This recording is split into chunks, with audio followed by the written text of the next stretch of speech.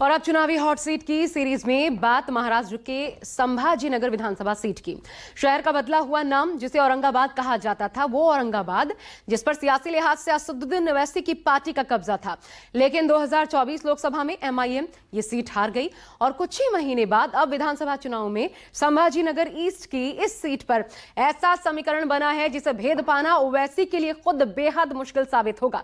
मुस्लिम बाहुल्य इस सीट पर ओवैसी को सिर्फ बीजेपी से चुनौती नहीं है, बल्कि समाजवादी पार्टी के मुस्लिम उम्मीदवार से भी बड़ा चैलेंज है, यानी है त्रिकोणीय मुकाबला। तो ऐसे में इस हॉट सीट संभाजी नगर का किंग कौन, देखिए।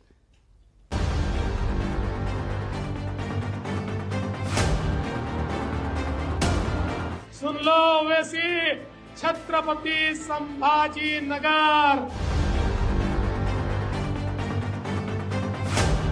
ए देवेंद्र फडणवीस, अगर तुम मोदी अमित शाह भी बैठ गए तो भी मेरी जबान का मुकाबला नहीं कर सकते।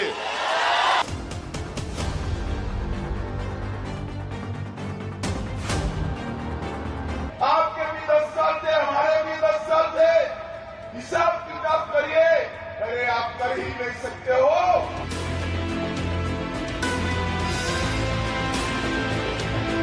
महाराष्ट्र के चुनावी मैदान में हाल कुछ महाभारत जैसा ही है। एक लड़ाई विपक्षी पार्टी से है और दूसरी लड़ाई नेताओं को आपस में ही लड़ना है।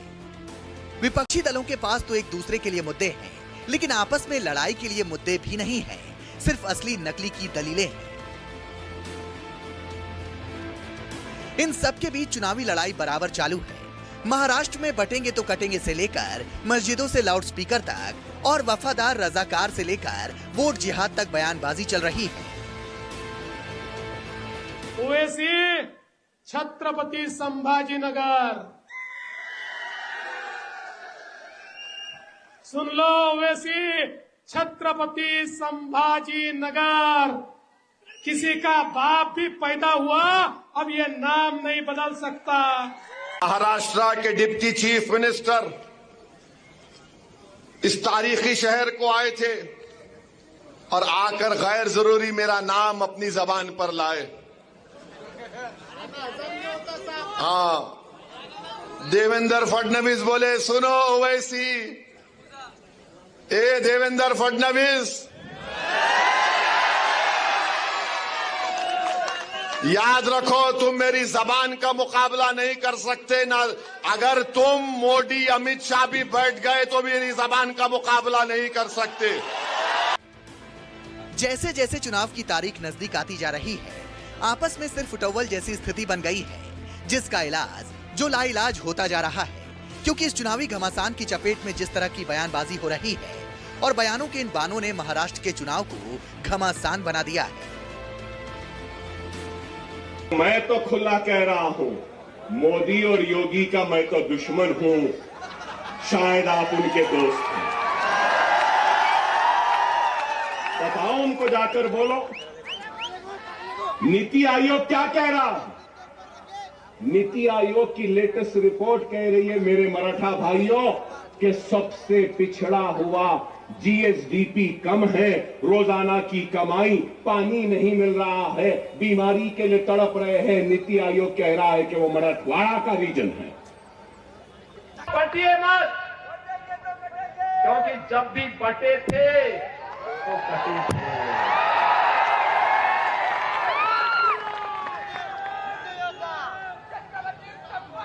एक है तो नेक है,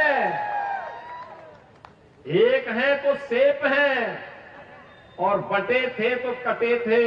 हमें बटना नहीं है, एकजुट होना है। और इस वक्त ये जंग सबसे ज्यादा तेज अगर कहीं हो रही है तो वो है वो सीट जो आज की तारीख में महाराष्ट्र की महाभारत में किसी चक्रव्यूह से कम नहीं, जिसे तोड़ने के लिए सभी पार्टियों ने एड़ी चोटी का जोर लगा दिया है। औरंगाबाद ईस्ट विधानसभा सीट पर सभी प्रमुख पार्टियों ने अपने उम्मीदवार उतारे हैं, चाहे वो गठबंधन में शामिल पार्टियां हों या फिर अलग से हों।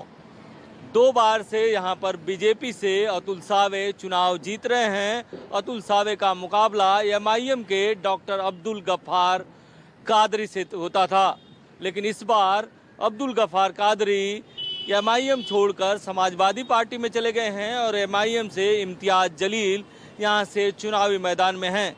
बताया जाता है कि मुख्य मुकाबला इम्तियाज जलील, अतुल सावे और कादरी के बीच ही है।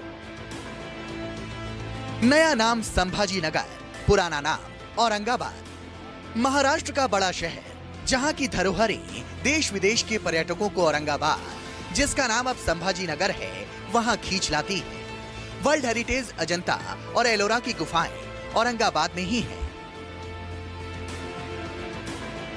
मुगल शासक औरंगजेब ने अपने जीवन का एक बहुत बड़ा हिस्सा इसी क्षेत्र में बिताया था और औरंगाबाद की धरती पर ही उसकी मृत्यु भी हुई थी। औरंगजेब की पत्नी रबिया दुरानी का मकबरा भी इसी क्षेत्र में है, जिसका निर्माण ताजमहल की प्रेरणा से किया गया था, जिसके चलते इस मकबरे को पश्चिम का ताजमहल भी कहा जाता है। औरंगाबाद महाराष्ट्र का एक प्रमुख शिक्षा केंद्र और औद्योगिक नगर भी है।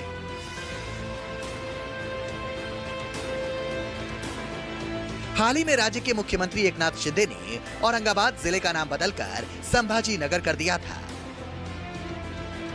2024 के लोकसभा चुनाव के बाद एक बार फिर औरंगाबाद का सियासी पारा चढ़ा हुआ है, क्योंकि महाराष्ट्र की जिन 288 सीटों पर चुनावी घमासान मचा है, उसमें से संभाजी नगर वो सीट है जहां इस वक्त भारतीय जनता पार्टी और AIMIM के अध्यक्ष असदुद्दीन ओवैसी के बीच जुबानी जंग छिड़ी है। और आकर गैर जरूरी मेरा नाम अपनी जबान पर लाए। हाँ, देवेंद्र फडणवीस बोले, सुनो ओवैसी, ए देवेंद्र फडणवीस, याद रखो तुम मेरी जबान का मुकाबला नहीं कर सकते ना। अगर तुम मोदी अमित शाह भी बैठ गए तो मेरी जबान का मुकाबला नहीं कर सकते।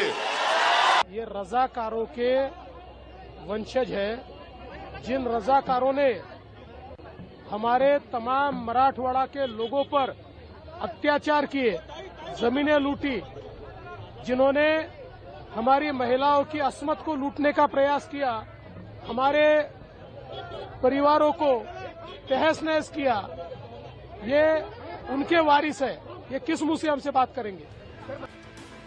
महाराष्ट्र में कौन कितनी सीटें जीतेगा, हार जीत के समीकरण कैसे सेट किए जाएं, संभाजी नगर में वो कौन से फैक्टर हैं जिसने चुनाव का पूरा कैरेक्टर ही बदल दिया है, ये समझना भी बहुत जरूरी है। क्योंकि यहाँ टक्कर बीजेपी और कांग्रेस में तो है ही, असदुद्दीन ओवैसी भी वो खिलाड़ी बन सकते हैं जो बाजी को पलट सकते हैं, जिसकी सबसे बड़ी वजह है यहाँ दो फैक्टर सबसे ज्यादा काम करते हैं और वो है मराठा और मुसलमान।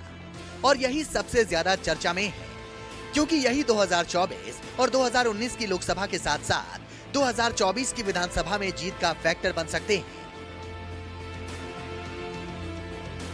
अभी जो मुझे मेरे हिसाब से लगता है, मतलब जो जिस तरह से चुनाव चालू है, तो इसमें सब अफरा तफर मची है। मतलब सही से ढंग से वो ये करे कि हम काम करेंगे, हम काम, लेकिन काम कोई नहीं करता है सर। जैसे कि अभी भी देख लो आप, औरंगाबाद की कई बार सड़कें खराब है, कहीं पर पानी नहीं है।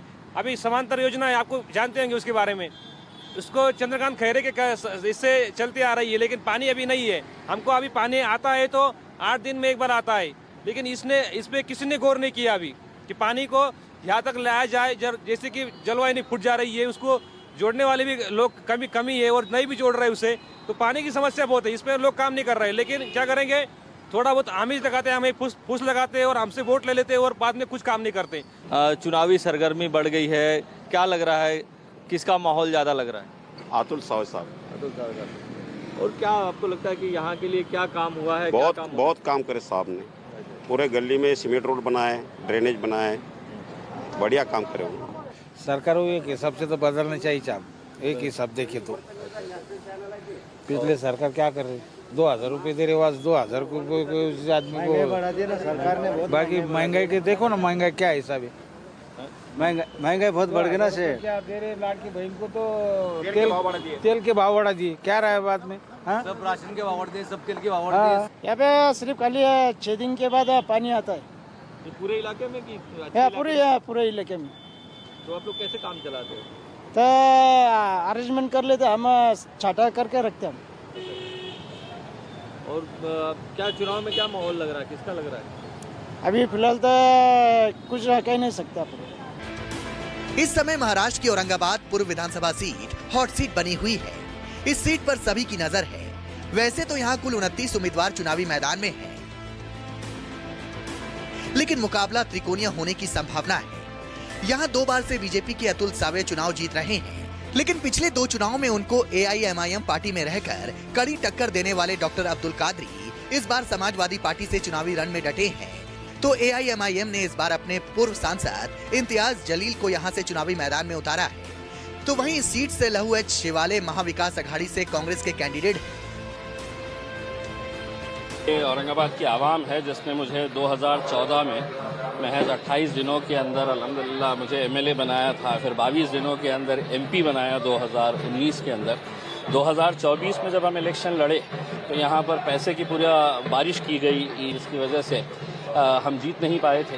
लेकिन असद साहब ने हुक्म दिया कि इस बार है तो औरंगाबाद ईस्ट से लड़ना है, तो हम उतरे हैं मैदान के।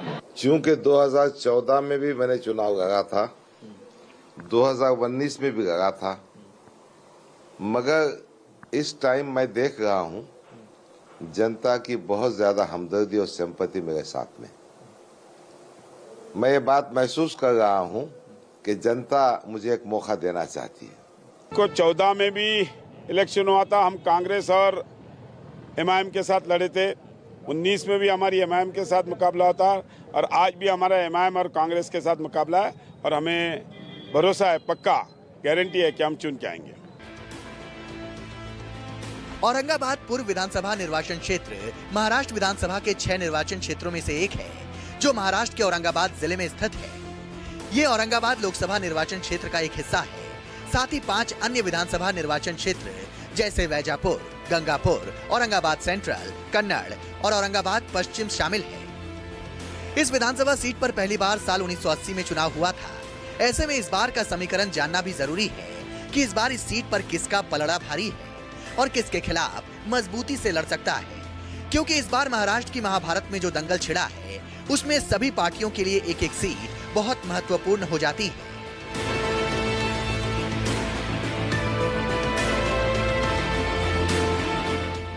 उस समय के चुनाव में यहाँ की जनता ने जनता पार्टी के उम्मीदवार गवांडे रामभाऊ एकनाथ को चुनकर यहाँ का विधायक बनाया था। तो अब सबसे पहले आपको छत्रपति संभाजीनगर पूर्व का जातीय समीकरण हम दिखा देते हैं। देखिए यहाँ पर किसकी आबादी कितनी है, क्योंकि ये मैटर करता है।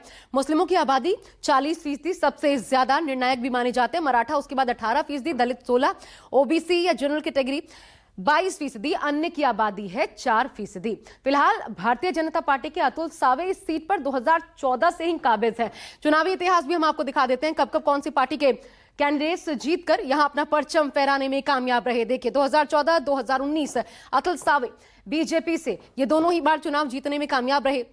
2009 में कांग्रेस से राजेंद्र जवाहरलाल इन्होंने जीत दर्ज की। उसके पहले भी आप देख सकते हैं ये क्रम 2004 से बरकरार रहा। हालांकि कैंडिडेट बदले, डॉक्टर काले कल्याण ये भी कांग्रेस से उम्मीदवार थे और चुनकर विधायक बने 1985 से लेकर के, लेकिन 1999 तक अगर आप देखें तो हरि भाऊ बागड़े बीजेपी से पूरे 15 साल 3 टेन्योर विधायक के तौर पर इन्होंने पूरा किया। और इस लिहाज से इस विधानसभा सीट को बीजेपी का गढ़ कहा जाए तो गलत नहीं होगा। छत्रपति संभाजीनगर पूर्व विधानसभा क्षेत्र में कुल 3,54,000 मतदाता हैं। ये पूरी तरह से शहरी सीट है, लेकिन यहाँ की सबसे बड़ी समस्या पानी की है। यहाँ की ज्यादातर इलाकों में 6 से 7 दिन में एक बार पानी आता है। इसके अलावा यहाँ पर तंग गलियां और कुछ जगहों पर गंदगी का भी अंबार है। छोटे रोड और संकरी गलियों के चलते यहाँ ट्रैफिक की भी भारी समस्या होती है। औरंगाबाद ईस्ट में पूरी तरह से शहरी मतदाता हैं। यहाँ पर तंग गलियां, इसके अलावा कचरे की समस्या, इतना ही नहीं, जो सबसे बड़ी समस्या यहाँ की है वो ट्रैफिक और पानी की समस्या है। लोग बताते हैं कि यहाँ पर 6 दिन से लेकर 10 दिन में पानी आता है, इसलिए उनको पीने का पानी भी मिलना मुश्किल हो जाता है। औरंगाबाद पूर्व या यूं कहें संभाजीनगर पूर्व विधानसभा सीट के विश्लेषण में एक बात तो साफ नजर आ रही है कि यहाँ की जनता ने सबसे ज्यादा बार बीजेपी को अपना जनादेश देने का काम किया है। 2024 के विधानसभा चुनाव में इस सीट पर बीजेपी की वापसी हुई थी। तब से लेकर मौजूदा समय तक इस सीट से बीजेपी को जीत मिलती रही। मौजूदा समय में अतुल मोरेश्वर सावे यहाँ के विधायक हैं और वहीं यहाँ से एक बार फिर अतुल सावे को ही कैंडिडेट बनाया गया है। आपने यहाँ के लिए कितना काम किया है और क्या क्या काम किया और अभी क्या काम करना बाकी है? इस शहर के लिए सड़कों का मसला था तो करीबन 685 करोड़ रुपए आज तक इस शहर के हमारे पूर्व विभाग के रास्तों के हमने 300 करोड़ का जो कचरे का संकलन था उसके लिए हमने लाए हैं और सबसे बड़ा मसला था पानी का, उसके लिए 1680 करोड़ रुपए पहले मंजूर करके लाए, फिर 1000 रुपए केंद्र शासन से अमृत के माध्यम से और 2740 करोड़ की योजना अगले 3 महीने में चालू होने वाली है। सर, इस बार MIM का भी कैंडिडेट है, समाजवादी पार्टी का भी कैंडिडेट है, तो क्या इसका आपको फायदा दिख रहा है या नुकसान दिख रहा है? देखो, इलेक्शन में फायदा नुकसान ही, हम पॉजिटिव काम किए हैं, हमने इस शहर के विकास के लिए काम किया है और हमेशा हमारा प्रयत्न ये रहा है हमारा ये कि इस शहर के विकास के लिए काम करना चाहिए। आज हमने करीबन 52,000 करोड़ के उद्योग इंडस्ट्री इस शहर में लाई है, जिसके माध्यम से आने वाली समय में 25 से 30,000 नव युवकों को नौकरी उपलब्ध होगी और उनको काम मिलेगा। आपका ये जो पूरा इलाका है, शहरी इलाका है, थोड़ी कंजेस्टेड गलियां हैं, तो इसके लिए क्या क्या काम अभी लग रहा है? कभी 14 के पहले का रिव्यू देख लो और अभी का आप कभी ये हमारी कंजेस्टेड एरिया में जाके आओ, घर घर तक हमने रोड पहुंचा दिया है, ड्रेनेज की लाइन पहुंचा दिया है, पानी की पाइपलाइन पहुंचा दी है।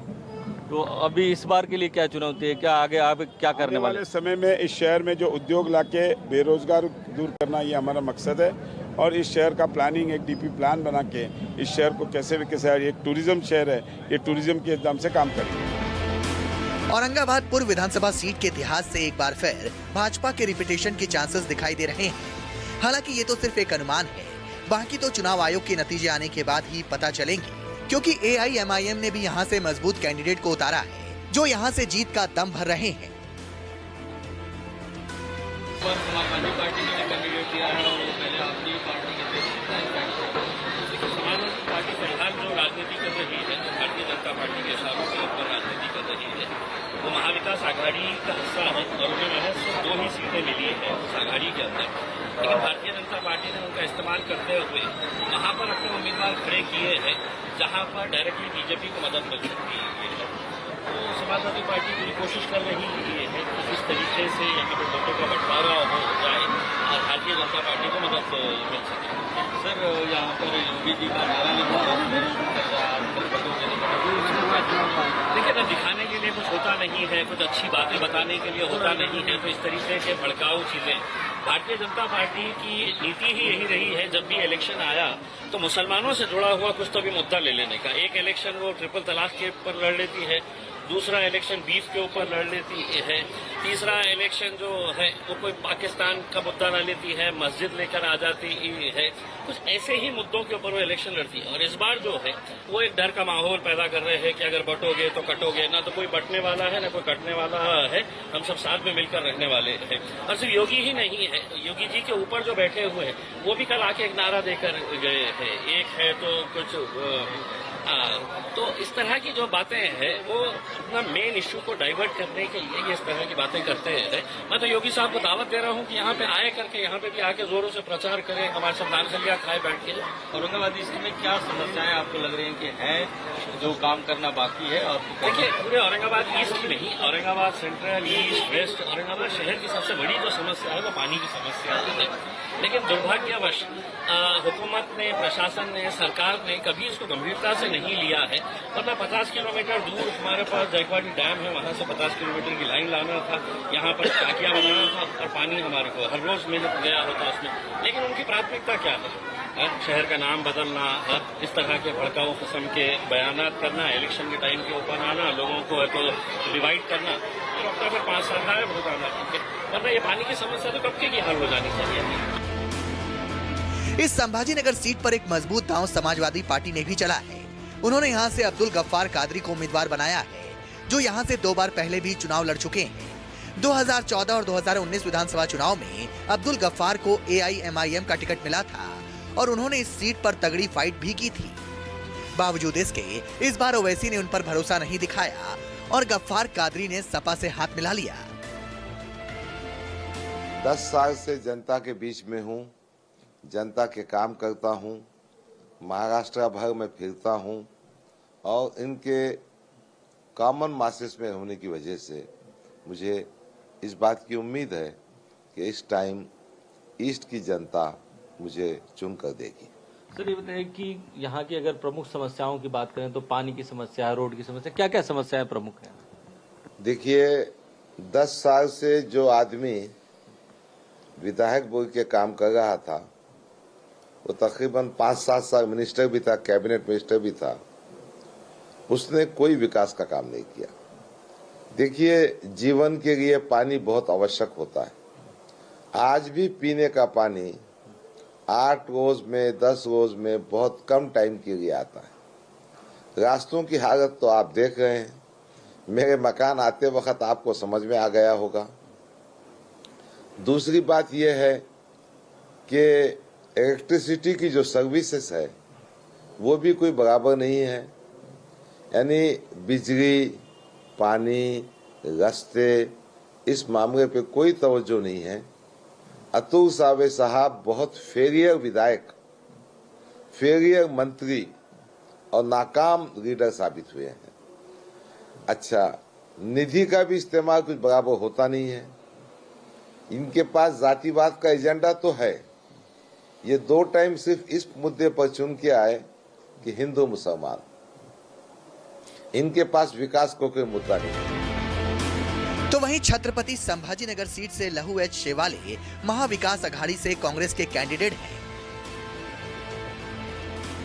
यानी मुकाबला कड़ा है। वैसे तो औरंगाबाद को आधिकारिक तौर पर छत्रपति संभाजीनगर जिले के रूप में जाना जाता है।